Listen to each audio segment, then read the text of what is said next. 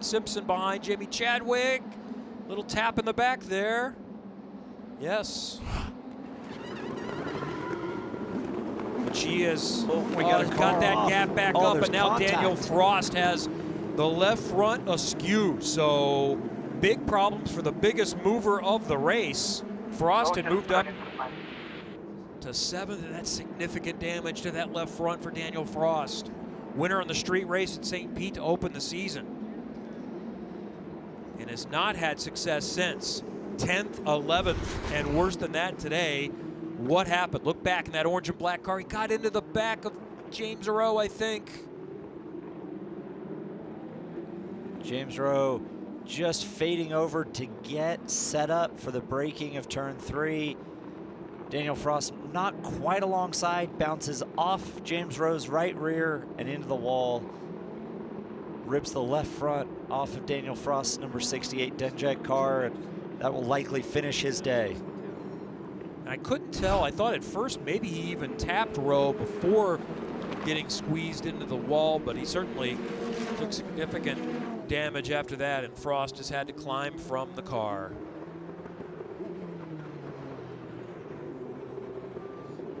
And that race car needs to be prepared for tomorrow, and you can tell he did not care for how he was raced into the hairpin in turn 3.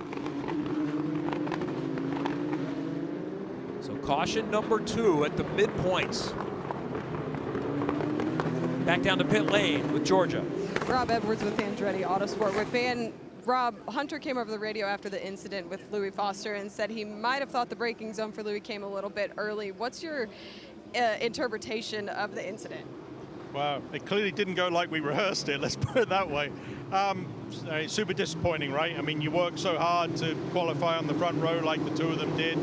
You know, disappointing for both of them. You know, once we get out of the race, we'll look at the data and understand exactly what happened. You know, obviously the idea was for Hunter to get behind Louis and protect him, and that part worked fine. But, you know, street circuits are difficult. You know, such a minute judgment call on what happens. And so we'll have to go look at the data and see what went wrong once the two of them were behind each other. We just saw the contact between Daniel Frost and James Rowe. Were you able to take anything away from that? Not yet. We'll go back and look at it.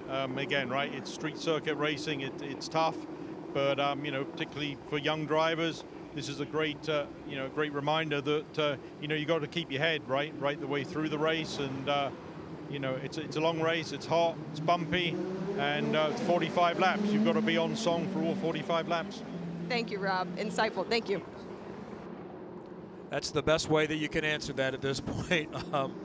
You know, you've got driver on driver crime, so let's be delicate about this, but ultimately he is telling the truth. It needs to be reviewed, and we'll figure it out and try to make sure it does not happen again.